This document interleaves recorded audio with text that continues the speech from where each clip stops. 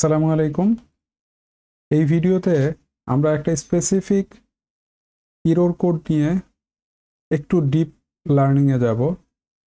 সেটা হচ্ছে আমাদের 500 ইন্টারনাল সার্ভার ইরর, যেটা এই ইররটা আমাদের খুব বেশি ফেস করতে হয়। এই জন্য আমরা এই ইররটা নিয়ে একটু ডিপে একটু এক্সপ্লেইন করব আমরা। তো আমরা আমাদের টিউটোরিয়ালটিতে চলে যাচ্ছি। এটা হোস্টগেটরের একটা টিউটোরিয়াল। আচ্ছা, যাই হোক, আমরা এখানে ইন্টারনাল সার্ভার ইররটা আসলে কি কি কজের কারণে হইতে পারে, কি কি রিজন থাকতে পারে। মেজর 3টা রিজন আছে এখানে, যেটা আমরা উল্লেখ করছি সেটা হচ্ছে ব্যাড পারমিশনের কারণে হইতে পারে, ব্যাড ডট এইচটিএক্সএস এর কারণে হইতে পারে এবং রিসোর্স এক্সিডিং এর কারণে হইতে পারে। আচ্ছা, এখন যেটা আমরা প্রথমে যেটা করব, আমরা একটা সি প্যানেলে লগ ইন করবো। ওখান থেকে আমরা একটা গ্রাফিক্যাল একটা ইরোর লগ আছে, সেটা আমরা দেখে আমরা ট্রাবল শুট করা শুরু করতে পারি। আচ্ছা, আমি একটা সি প্যানেলে ঢুকতেছি।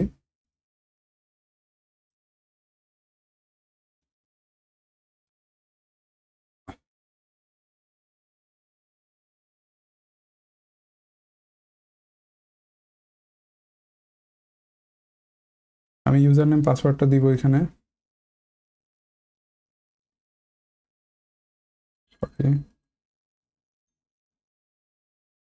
পাসওয়ার্ডটা দিচ্ছি।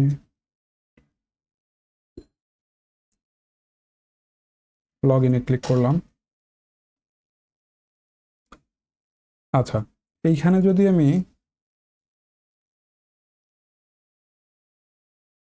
ইরোর লগ যদি আমি দেখতে চাই, আমি এই ইরোরসে যাব। এখানে আমার ইরোরগুলো কিন্তু শো করবে। হ্যাঁ, এখানে কিন্তু আমার অলমোস্ট 300 ইরোর এখানে শো করার কথা, বা তার চেয়ে আমার যদি এই অ্যাকাউন্টে যদি ইরোর কম থাকে তাহলে তো কম শো করবে।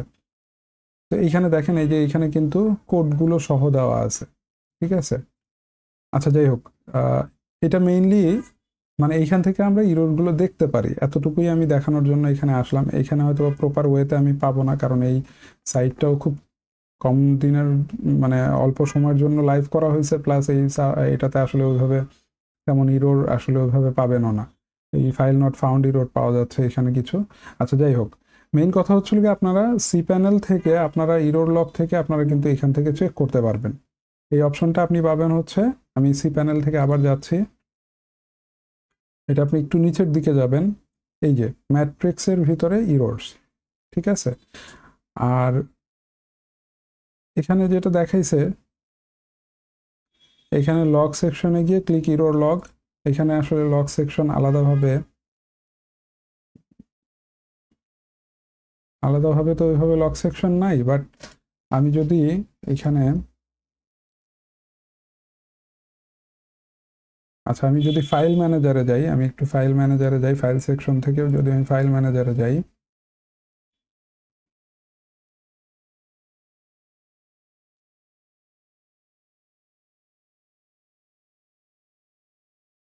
আচ্ছা, এখানেও কিন্তু আপনারা অনেক সময় ইরোর লগ একটা ফাইল পেয়ে যাবেন। ওই ইরোর লগটা থেকেও কিন্তু আপনারা দেখতে পারেন। আমি পাবলিক আন্ডারস্কোর এইচটিএমএল এর ভিতরেও একটু খুঁজি, দেখেন এই যে ইরোর লগ। হ্যাঁ, তো আপনারা এই ফাইলটাও চেক করবেন। আমি ভিউ করতেছি, এই যে এইখানে দেখেন ইরোর লগগুলো দেখাচ্ছে। মেইনলি এখানে সম্ভবত 300 ইরোর লগ এখানেই থাকে। তো প্রথমে আপনারা এখান থেকেই চেক করবেন। হ্যাঁ, এখান থেকে আপনি ইরোরগুলো দেখতে পারবেন যে এই ওয়েবসাইটে কি ধরনের ইরোরগুলো জেনারেট হচ্ছে।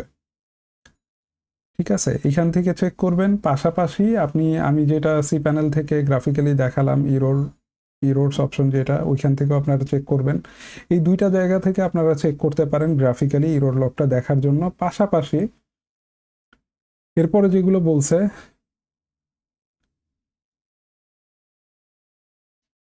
এবং এই ইরোর লগগুলো কিন্তু আপনি পরে ইয়াতেও করতে পারবেন। আপনি হচ্ছে সিএলআই মোডে সার্ভার থেকেও করতে পারবেন, যেহেতু আমরা সিস্টেম অ্যাডমিন, যেহেতু আমরা আমরা এখান থেকেও দেখতে পারি, আবার সিএলআই মোডেও গিয়ে আমরা চেক করতে পারবো। আচ্ছা, এখন মেইন 3টা রিজন, যেই 3টা বলা হয়েছে সেই 3টা রিজনে চলে যাচ্ছি। প্রথমে তো আমি দেখলাম যে আমি ইরোর লগগুলো কোথা থেকে দেখতে পারি। একটা আমি সি প্যানেল থেকে দেখলাম, আমি হচ্ছে ইরোডস অপশন থেকে দেখলাম, যেটা আমি গ্রাফিক্যালি দেখালাম। আর আরেকটা যেটা, সেটা হচ্ছে আমরা পাবলিক আন্ডারস্কোর এইচটিএমএল এর ভিতরে যেই ডোমেইন এর লগটা আমি চেক করতে চাচ্ছি, ওই ডোমেইনের পাবলিক আন্ডারস্কোর এইচটিএমএল এর ভিতরে যে ইরোড আন্ডারস্কোর লগ ফাইলটা থাকে, ওইটা আমি একটু ওপেন করে দেখে নিব। আচ্ছা, এখন প্রথম রিজন যেটা, সেটা হচ্ছে bad permission, writable by group. যাই হোক, ব্যাড পারমিশন যেটা, সেটা হচ্ছে আমরা যদি আমরা আমাদের এসি প্যানেলে যাই, সাপোজ আমরা এটা আসি হচ্ছে বিডি বই বিতানের, ধরেন আমি পাবলিক আন্ডারস্কোর এইচটিএমএল এর ভিতরে গেলাম, মানে ওয়েবসাইটের ফাইলগুলোতে আসি, আমি ফাইল ফোল্ডারগুলোতে, ডিরেক্টরিগুলোতে আসি। এখানে দেখেন ডিরেক্টরির জন্য পারমিশন দেওয়া আছে 0755, আর ফাইলের জন্য দেওয়া আছে 0644। মেইনলি কিন্তু ফাইলের জন্য ডিফল্ট পারমিশন এটা, এবং ফোল্ডারের জন্য বা ডিরেক্টরির জন্য কিন্তু আমার ডিফল্ট পারমিশন হচ্ছে 755। এখন যদি পারমিশন যদি চেঞ্জ হয়ে যায় এবং ওইখানের কোনো স্ক্রিপ্টে যদি আপনি ঢুকতে চান, সেক্ষেত্রে কিন্তু আপনাকে এই প্রবলেমটা দেখাবে। তো এই জন্য আমাদেরকে directories and folder should be set to 755, executable script within the CGI folder must be set to 755।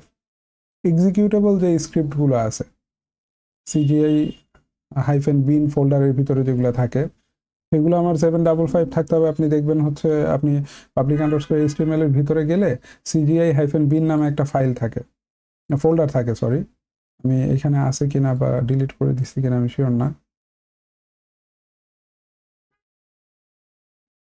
না, এখানে নাই, এখানে সম্ভবত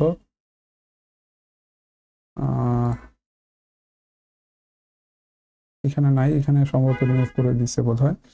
আচ্ছা, যাই হোক, তো ওইটার ভিতরে আপনার এক্সিকিউটেবল ইয়াগুলো থাকবে, সেটা আপনাকে 7555 রাখতে হবে। এর বাদ বাকি যে ফাইলগুলো আছে, ইমেজ, মিডিয়া, টেক্সট ফাইল যেগুলো আছে, এগুলো কিন্তু সব ডিফল্ট 644 থাকতে হবে। যদি এখানে পারমিশনে উল্টাপাল্টা হয়, ফাইলগুলোতে অ্যাক্সেস করতে গেলে আপনাকে কিন্তু এই ইরোরটা দেখাবে, হ্যাঁ, ইন্টারনাল সার্ভার ইরোর দেখাবে। আচ্ছা, এটা গেল আমাদের ফাইল পারমিশনের ক্ষেত্রে, ব্যাড পারমিশনের ক্ষেত্রে। আচ্ছা, এরপরে bad.htxs। আচ্ছা, এটা মেইনলি আমরা ম্যাক্সিমাম টাইমে প্রথমে আমরা এইটা দিয়ে ট্রাবল শুটটা শুরু করি, কারণ অনেকেই দেখা যায় কি .htxs ফাইলে কোনো কিছু একটা এন্ট্রি দিছে, কোনো একটা ফাংশন হয়তো বা অ্যানাবল ডিসেবল করছে, অথবা কোনো একটা আপনার হচ্ছে রুল দিছে, ঠিক আছে, ফায়ারওয়াল রুল হইতে পারে বা যে কোনো রুল হইতে পারে। সেই রুলটা দেওয়ার পরে হয়তোবা তার সাইটটাতে এই প্রবলেমটা হচ্ছে, কিন্তু সে হয়তো বুঝতে পারেনি, ঠিক আছে। তো এরকম যদি হয়, সেই ক্ষেত্রে আমরা .htxs ফাইলটা একটু চেক করব। যদি প্রচুর কোড থাকে, যেমন এইখানে দেখেন, আমি যদি বিডি বই বিতানের .htxs ফাইলটাতে যাই, এটা আমি এডিট করলাম, দেখেন এখানে প্রচুর কোড দেওয়া আছে, অনেক রুলস দেওয়া আছে, অনেক ফায়ারওয়াল রুলস যেমন দেওয়া আছে, ফাংশন টাংশন দিয়ে একাকার অবস্থা এখানে, ঠিক আছে। এখন জিনিসটা হচ্ছে হলো গিয়ে, আপনি যখন এখানে কোনো কিছু অ্যাড করবেন বা কোনো কিছু আপনার ডিফল্ট যে .htxs আছে, ওইখানে যখন আপনি কোনো কিছু অ্যাড করবেন, তখন কিন্তু আপনাকে এই জিনিসটা খেয়াল করতে হবে যে আপনি যে ফাংশনটা অ্যাড করতেছেন বা যে রুলটা অ্যাড করতেছেন, এটার কারণে আপনার ওয়েবসাইটটাতে কোনো প্রবলেম হবে কিনা।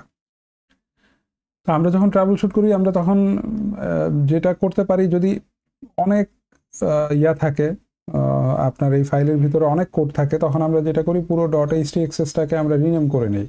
আমরা এটাকে জাস্ট রিনেম করে আমরা একটা ব্যাকআপ নিয়ে নিই, ব্যাকআপ নিয়ে আমরা htxs, এটা মানে রিনেম করা বলতে আমি এটা যে কোনো একটা নাম দিয়ে আন্ডারস্কোর ওল্ড দিয়ে এটা রিনেম করে রাখি, আমার কোনো htxs ফাইল থাকে না এটার ভিতরে।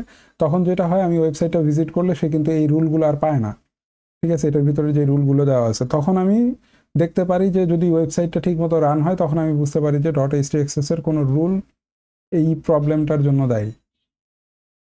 আর যদি এটা ধরেন খুব বেশি লাইন নাই, অল্প কিছু রুল দেওয়া আছে, সেরকম যদি কোনো কিছু থাকে, তাহলে আপনি 1 by 1 এগুলা ডিসেবল করতে পারবেন, কমেন্ট আউট করতে পারবেন। যেমন আমি ধরেন এইটা যদি কমেন্ট আউট করি, আমি জাস্ট একটা হ্যাশ দিয়ে দিব, ঠিক আছে, আমি কিবোর্ড থেকে কন্ট্রোল, তারপরে হচ্ছে হলো গিয়ে আমি হ্যাশ বাটনটাতে ক্লিক করে দিব, দেখেন এটা আমার কমেন্ট আউট হয়ে গেছে কিন্তু, ঠিক আছে। এখন এটা আমার কাজ করবে না। আমি যদি সেভ চেঞ্জেস দিই, তখন কিন্তু আমার এই রুলটা আর কাজ করতেছে না।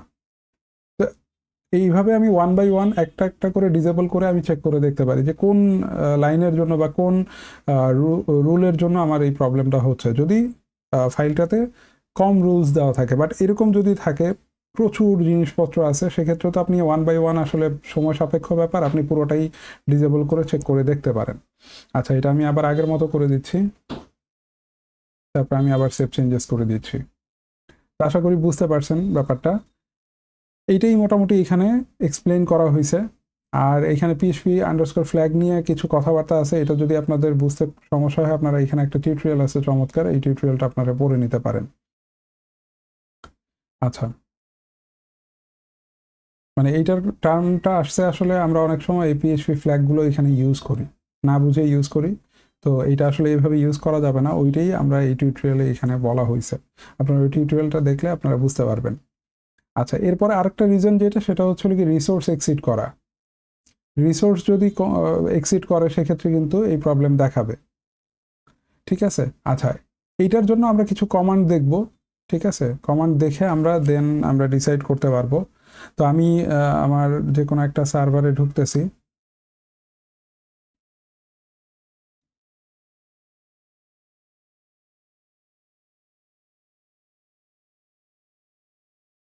সাপোজ আমি আমার এই সার্ভারটাতেই ঢুকতেছি।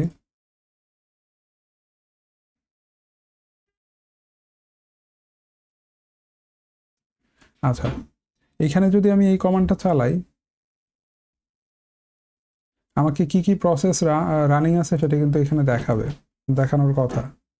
দেখেন এই প্রসেসগুলো কিন্তু আমার রান হচ্ছে। ঠিক আছে, এই প্রসেসগুলো আমার রানিং আছে, এগুলো আমাকে এখানে দেখালো। এখানে কিন্তু দেখেন ইউজারের প্রসেস আছে, আবার হচ্ছে রুটেরও প্রসেস আছে কিছু, আবার হচ্ছে হলো কি আমাদের মাইস্কুয়েলেরও প্রসেস আছে, সব কিছুরই প্রসেস এখানে আছে। এখন যদি স্পেসিফিক আমার যেই অ্যাকাউন্টের জন্য প্রবলেমটা হচ্ছে, আমি যেই ক্লায়েন্টের জন্য এটা ট্রাবল শুট করতেছি, তার স্পেসিফিক ডোমেইন যদি থাকে, স্পেসিফিক ডোমেইনেই তো প্রবলেমটা হবে, তো এই স্পেসিফিক ওই ডোমেইনের ইউজার নেম দিয়েও আমি চেক করে দেখতে পারি, যেটা আমি এখান থেকে দেখতে পারবো। এখন আমি এটা দিয়ে যদি দেখি, আমি শুধুমাত্র এর প্রসেসগুলো দেখতে পারবো। আমি এটা ক্লিয়ার করে নিলাম, তারপর আমি এটা দিয়ে আমি ইউজার নেমটা দিয়ে দিচ্ছি। ধরেন আমার ইউজার নেমটা হচ্ছে CILBD এটা। এখন দেখেন এইটার যে প্রসেসগুলো রান হচ্ছে সেই প্রসেসগুলো কিন্তু আমাকে এখানে দেখাচ্ছে। আচ্ছা, আর এইখানে দেখেন এই যে এটার পাশে যেই আইডিটা দেওয়া, এটাই কিন্তু আমার প্রসেস আইডি, PID। ঠিক আছে, এখন আমি যদি কোনো প্রসেসকে কিল করতে চাই, সাপোজ এই প্রসেসটার কারণে প্রবলেমটা হচ্ছে, বা এই প্রসেসটা হয়তো প্রচুর রিসোর্স টানতেছে, যতটুকু আমরা এই অ্যাকাউন্টকে দিয়ে রাখছি পুরো রিসোর্সটাই সেটা এনে নিয়ে যাচ্ছে। যদি এরকম হয়, তাহলে আমরা যদি এটা কিল করতে পারি, মানে আমরা যদি এইটা যদি আমরা দেখি যে না, এটা আসলে ভ্যালিড কোনো প্রসেস না, বা এটা আসলে আমরা ক্লায়েন্টের সাথে হয়তো কথা বললাম, বা ক্লায়েন্টকে বললাম যে এই ধরনের একটা প্রসেস রান করতেছে, বা এই ধরনের একটা আপনার কোনো কিছু একটা রান করতেছে, যেটার কারণে প্রবলেমটা হচ্ছে, আমরা কি ওই প্রসেসটা কিল করতে পারি কিনা বা শেষ করে দিতে পারি কিনা, তাহলে আপনার এই প্রবলেমটা আর হবে না। বা এটা যদি আমরা ট্রাবল শুট করে বুঝতে পারি যে এটা আসলে ইউজার চালাচ্ছে না, বা ইউজারের কোনো একটা টেকনিক্যাল ফল্টের কারণে, তার ওয়েবসাইটের কোনো একটা টেকনিক্যাল ফল্টের কারণে এই প্রসেসটা হয়তো বা রান হচ্ছে, এরকম যদি হয় আমরা এটা কিল করতে পারি। ঠিক আছে, তখন আমাদের এই প্রসেস আইডিটা লাগবে, তখন আমরা এই কমান্ডটা দিয়ে আমরা PIDর জায়গায় এই প্রসেস আইডিটা দিয়ে আমরা ওই প্রসেসটাকে কিল করে দিতে পারবো, সেই প্রসেসটা ডিলিট হয়ে যাবে এখান থেকে। তো সেক্ষেত্রে আমরা তখন রিসোর্সটা আবার ঠিক করে নিতে পারবো। তো এইভাবে আমরা এটার সলিউশনে করতে পারি। আচ্ছা, এরপরে PHP টাইম আউট নিয়ে একটু কথাবার্তা আছে। If your script connects two external resources and those resources time out, HTTP এত ইরর ক্যান অকার। আচ্ছা, যদি আমার যেই স্ক্রিপ্টটা আমার সার্ভারে আছে, মানে হচ্ছে আমার কোনো ক্লায়েন্টের যে ওয়েবসাইট বা যেই ওয়েবসাইটের স্ক্রিপ্টগুলো আমার এখানে আছে, হোস্টিং করা আছে, এইখানের যে কোনো স্ক্রিপ্ট যেটা রান হচ্ছে, সেটা যদি এক্সটার্নাল কোনো রিসোর্সের সাথে কানেক্ট করা থাকে এবং সেটা যদি টাইম আউট হয়, সেক্ষেত্রেও কিন্তু এই ইররটা আমার আসতে পারে। যাই হোক, এটা খুব কম সময়ই হবে, আউটসাইড একটা প্রবাবিলিটি। যাই হোক, আচ্ছা এরপরে আমরা জাস্ট এটা যা বললাম এটাকে একটা সামারাইজ করা হয়েছে যে হচ্ছে http.htaccess এর পারমিশনের কারণে হইতে পারে আমাদের পাবলিক আন্ডারস্কোর এইচটিএমএল আছে। এই জিনিসটা ইম্পর্টেন্ট, আমাদের পাবলিক আন্ডারস্কোর এইচটিএমএল যে ডিরেক্টরিটা আছে সেটার পারমিশন কিন্তু অলওয়েজ 0750 মানে 750 থাকতে হবে। এটারও যদি পারমিশন উল্টাপাল্টা হয় আপনার কিন্তু এই ইরোরটা দেখাবে, মোস্ট কমন এটা, ঠিক আছে। অনেক সময় এটার এটার পারমিশন ক্লায়েন্ট চেঞ্জ করে ফেলে, যেটার কারণে কিন্তু তার সাইটে এই ইরোরটা দেখায়। তো এইখানে জাস্ট এবং আমার হচ্ছে পিএইচপি আইএনআই এর জন্য কজ হইতে পারে, এটার হইতে পারে। আমি কিন্তু অ্যাপাচির ইরোর গ্রেপ করেও আমি এই জিনিসগুলো চেক করতে পারি। এনিওয়ে, আমরা মোটামুটি 3টা রিজন আমরা এখানে ডিসকাস করলাম। এর বাইরেও অনেক রিজনে আমার হচ্ছে 500 ইন্টারনাল সার্ভার ইরোর হইতে পারে। এই যেই টিউটোরিয়ালটার লিঙ্ক দেওয়া আছে এই টিউটোরিয়ালটা আপনারা ফলো করবেন। পাশাপাশি এইটা সম্পর্কে আরও জানার জন্য আরও গুগলে প্রচুর টিউটোরিয়াল আছে, অনেক ভালো ভালো টিউটোরিয়াল আছে, সেই টিউটোরিয়ালগুলো আপনারা দেখবেন। দেখলে আপনাদের এটা সম্পর্কে আরও নলেজটা বেটার হবে, ঠিক আছে। আমি জাস্ট বেসিক একটা ধারণা দেওয়ার জন্য আমার কাছে যতটুকু রিসোর্স আছে সেই রিসোর্স দিয়ে আপনাদেরকে দেখালাম। এগুলো অনেক পুরাতন রিসোর্স, তারপরেও যখন আপনারা ট্রাবল শুট করবেন বা আপনারা যখন এই ভিডিওগুলো দেখবেন বা এই টিউটোরিয়ালগুলো নিয়ে কাজ করবেন, তখন আপনারা শুধুমাত্র এইটা দেখবেন এমন না, আপনারা গুগল থেকে সার্চ করে করে আপনাদের নলেজটা আরেকটু বেটার করবেন। এনিওয়ে, আজকে এই পর্যন্তই রাখলাম এই টিউটোরিয়ালটা। নেক্সট টিউটোরিয়ালে আবার দেখা হবে। আল্লাহ হাফেজ।